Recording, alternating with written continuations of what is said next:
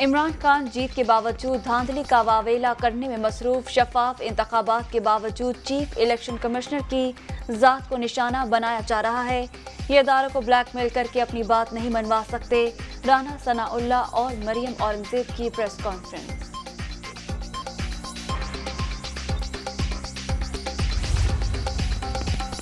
Election commission पर हमले की वजह वो धांधली नहीं जो हुई ही नहीं, ये फौरन फंडने के फैसले का खौफ है।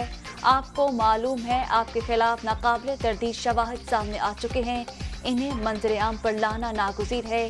ECP केस का फैसला जल्द सुनाएं, मरियम नवाज का ट्वीट।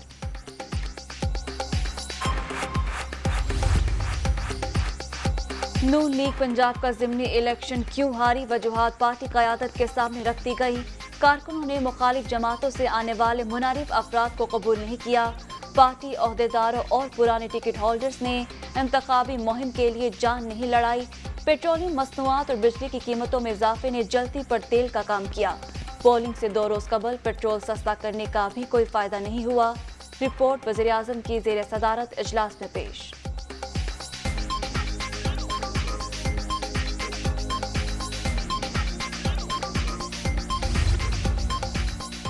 और चीफ इलेक्शन कमिश्नर ने पंजाब में नून लीग को जितवाने की पूरी कोशिश की।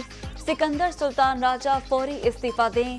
इतवार के रोज रियासती मशीनरी का बेदरीग इस्तेमाल हुआ।